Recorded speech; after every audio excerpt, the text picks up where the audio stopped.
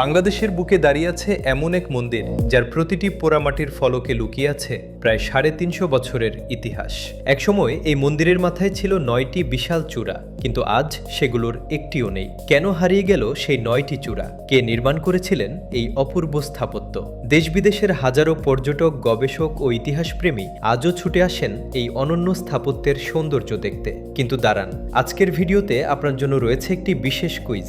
ভিডিওর শেষে ৩টি প্রশ্ন থাকবে, উত্তর কমেন্ট করুন। সঠিক উত্তরদাতাদের মধ্য থেকে একজন জিতে নেবেন আকর্ষণীয় একটি পুরস্কার। তাই ভিডিওটি একটুও স্কিপ করবেন না, কারণ প্রতিটি প্রশ্নের উত্তর এই ভিডিওর মধ্যেই লুকিয়ে রয়েছে। তাহলে চলুন শুরু করা যাক আজকের রহস্য যাত্রা। বাংলাদেশের গর্ব ঐতিহাসিক কান্তজিউ মন্দিরের অজানা ইতিহাসের সন্ধানে। বাংলাদেশের উত্তরাঞ্চলের ঐতিহ্যবাহী জেলা দিনাজপুর শহর থেকে প্রায় ২০ কিলোমিটার উত্তরে কাহারোল উপজেলার সুন্দরপুর ইউনিয়নের কান্তনগর গ্রামে ঢেপা নদীর তীরে দাঁড়িয়ে আছে এই অসাধারণ স্থাপত্য। সবুজ প্রকৃতি আর শান্ত পরিবেশের মাঝখানে দূর থেকেই নজর কেড়ে নেয় লাল পোড়ামাটির এই ঐতিহাসিক নিদর্শন। বাংলাদেশের অন্যতম বিখ্যাত টেরাকোটা মন্দির বললেও অত্যুক্তি হবে না, কিন্তু এখানেই শেষ নয়। এই মন্দিরের সৌন্দর্যের চেয়েও বিস্ময়কর এর নির্মাণের পেছনের ইতিহাস। চলুন সেই ইতিহাসের পাতায় প্রবেশ করা যাক। কিন্তু জানেন কি, এই মন্দিরটি নির্মাণ করতে সময় লেগেছিল প্রায় অর্ধ শতাব্দী। কেন এত দীর্ঘ সময়? চলুন জেনে নেওয়া যাক। কান্তজিউ মন্দির, কান্তজির মন্দির কিংবা কান্তনগর মন্দির সব নামেই এটি পরিচিত। মহারাজা প্রাণনাথ রায় তার শেষ জীবনে ভগবান শ্রীকৃষ্ণ অর্থাৎ কান্তজিউ এবং তার পত্নী রুক্মিণীকে উৎসর্গ করে এই মন্দির নির্মাণের উদ্যোগ নেন। ১৭০৪ সালে শুরু হয় নির্মাণ কাজ, কিন্তু নির্মাণ শেষ হওয়ার আগেই ১৭২২ সালে মহারাজা প্রাণনাথ মৃত্যুবরণ করেন।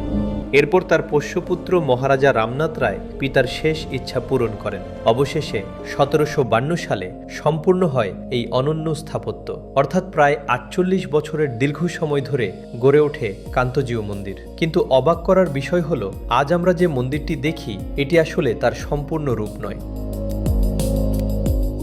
প্রথম নির্মাণের সময় মন্দিরটির উপরে ছিল ৯টি বিশাল চূড়া। এ কারণেই একে নবরত্ন মন্দির বলা হতো। সেই সময় মন্দিরটির উচ্চতা ছিল প্রায় ৭০ ফুট, কিন্তু ১৮৯৭ সালের ভয়াবহ ভূমিকম্পে ৯টি চূড়াই ধ্বংস হয়ে যায়। পরবর্তীতে মন্দিরটির বিভিন্ন অংশ সংস্কার করা হলেও ধ্বংস হয়ে যাওয়া চূড়াগুলো আর পুনর্নির্মাণ করা হয়নি। ফলে আজও মন্দিরটি সেই ভূমিকম্পের নীরব স্মৃতি বহন করে দাঁড়িয়ে আছে। কিন্তু গল্পের সবচেয়ে চমকপ্রদ অংশটি এখনও বাকি, কারণ এই মন্দিরের প্রতিটি দেয়াল যেন কয়েকশো বছরের ইতিহাসের এক জীবন্ত বই।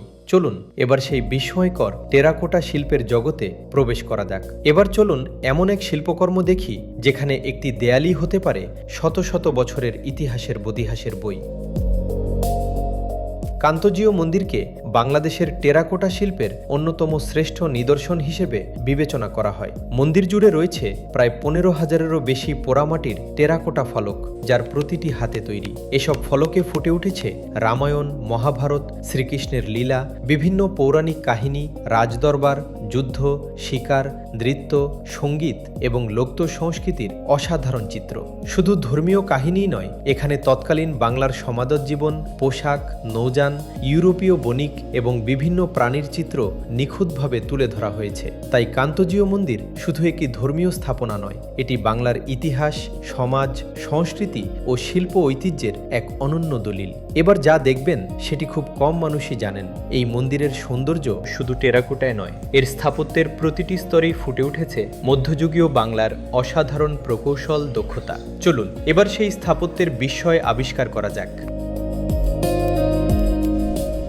মন্দিরটি ৩ ধাপে উপরের দিকে উঠে গেছে। পাথরের শক্ত ভিত্তির উপর নির্মিত বর্গাকার এই স্থাপনাটি চারদিক থেকেই সমানভাবে মনোমুগ্ধকর। নিচতলায় রয়েছে ২১টি খিলানযুক্ত প্রবেশপথ, দ্বিতীয় তলায় ২৭টি খিলান, আর তৃতীয় তলায় রয়েছে মাত্র ৩টি করে খিলান।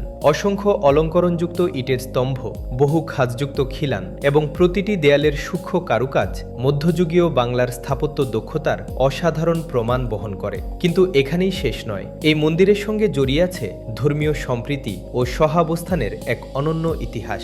চলুন এবার জানা যাক সেই ইতিহাস। কান্তজিউ মন্দিরকে ঘিরে একটি প্রচলিত জনশ্রুতি রয়েছে। মন্দিরের সূক্ষ্ম কারুকাজে দূর দূরান্তের দক্ষ কারিগররা অংশ নিয়েছিলেন। তবে এ বিষয়ে নির্ভরযোগ্য ঐতিহাসিক প্রমাণ সীমিত। ঐতিহাসিকভাবে জানা যায়, মন্দির নির্মাণে যুক্ত কারিগর ও শ্রমিকদের বসবাসের জন্য পাশের নয়াবাদ গ্রামে জমি দেওয়া হয়। সেখানে মুসলিম কারিগরদের উপাসনার জন্য নির্মিত হয় নয়াবাদ মসজিদ, যা আজ বাংলাদেশের একটি গুরুত্বপূর্ণ প্রত্নতাত্ত্বিক নিদর্শন। একই অঞ্চলে পাশাপাশি দাঁড়িয়ে থাকা কান্তজিউ মন্দির ও নয়াবাদ মসজিদ আজও বাংলার ঐতিহ্য, ধর্মীয় সম্প্রীতি ও সহাবস্থানের এক নীরব সাক্ষী। কিন্তু কান্তজিউ মন্দিরের গল্প এখানেই শেষ নয়। আজও এই ঐতিহাসিক স্থাপনাকে ঘিরে প্রতি বছর অনুষ্ঠিত হয় এমন কিছু আয়োজন, যা দেশ বিদেশের হাজারো মানুষের মিলন মেলায় পরিণত হয়। চলুন এবার জানা যাক সেই গল্প। প্রতি বছর শীতের শুরুতে কান্তজিউ মন্দির প্রাঙ্গণে বসে ঐতিহ্যবাহী রাসমেলা। শতাব্দী প্রাচীন এই মেলায় বাংলাদেশ ও ভারতের বিভিন্ন অঞ্চল থেকে হাজার হাজার ভক্ত, তীর্থযাত্রী ও পর্যটক সমবেত হন। রাসমেলাকে উত্তরবঙ্গের অন্যতম বৃহৎ ধর্মীয় ও সাংস্কৃতিক উৎসব হিসেবে বিবেচনা করা হয়। 2024 সালের 27 এপ্রিল কান্তজিউ মন্দির প্রাঙ্গণে 20,000-এরও বেশি মানুষের সম্মিলিত শ্রীমদ্ ভগবদ্গীতা পাঠ অনুষ্ঠিত হয়, যা দেশজুড়ে ব্যাপক আলোচনার সৃষ্টি করে। এছাড়া 2025 সালে বাংলাদেশ ব্যাংক 20 টাকার নতুন নোটে কান্তজিউ মন্দিরের ছবি সংযোজন করে, যা বাংলাদেশের ঐতিহ্যবাহী স্থাপত্য ও সাংস্কৃতিক ঐতিহ্যের প্রতি জাতীয় স্বীকৃতির একটি গুরুত্বপূর্ণ নিদর্শন। কিন্তু এখানেই শেষ নয়। দেশ বিদেশ থেকে আগত হাজারো দর্শনার্থীর নিরাপত্তা নিশ্চিত করতে এই ঐতিহাসিক স্থাপনায় নিরলসভাবে কাজ করছে একটি বিশেষায়িত বাহিনী। চলুন এবার জেনে নেওয়া যাক তাদের ভূমিকা। দেশ বিদেশ থেকে আগত দর্শনার্থীদের নিরাপত্তা নিশ্চিত করতে বাংলাদেশ ট্যুরিস্ট পুলিশ নিরলসভাবে কাজ করছে। তথ্য সেবা, দিক নির্দেশনা, শৃঙ্খলা রক্ষা এবং জরুরি সহায়তার মাধ্যমে তারা পর্যটকদের ভ্রমণকে আরও নিরাপদ ও স্বাচ্ছন্দ্যময় করে তুলছে। এই ঐতিহাসিক স্থাপনাটি আমাদের জাতীয় ঐতিহ্যের অমূল্য সম্পদ। তাই এর সৌন্দর্য ও পরিবেশ সংরক্ষণ করা এবং পরিচ্ছন্ন রাখা আমাদের সবার দায়িত্ব।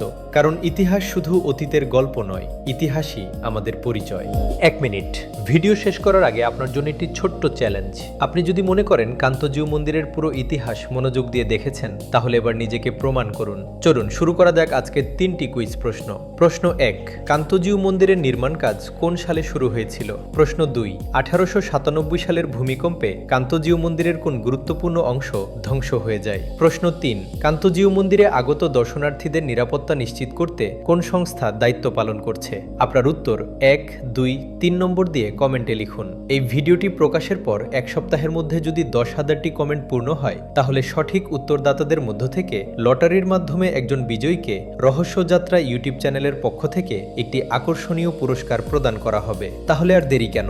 এখনই আপনার উত্তর কমেন্ট করুন, ভিডিওটি শেয়ার করুন এবং কমেন্টে একজন ইতিহাসপ্রেমী বন্ধুকে মেনশন করে তাকেও এই ইতিহাস চ্যালেঞ্জে অংশ নিতে আমন্ত্রণ জানান।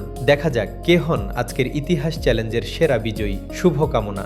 ভিডিওটি ভালো লাগলে একটি লাইক দিন, আপনার মূল্যবান মতামত কমেন্টে জানান এবং এমন আরও ইতিহাস ভিত্তিক ডকুমেন্টারি দেখতে রহস্যযাত্রা চ্যানেলটি সাবস্ক্রাইব করুন। খুব শিগগিরই ফিরে আসব বাংলাদেশের আরেকটি ইতিহাস, রহস্য ও ঐতিহ্যের অজানা গল্প নিয়ে। রহস্যের পথে, ইতিহাসের খোঁজে চলুক আমাদের যাত্রা। নতুন রহস্য, নতুন ইতিহাস। আবার হবে দেখা। আল্লাহ হাফেজ।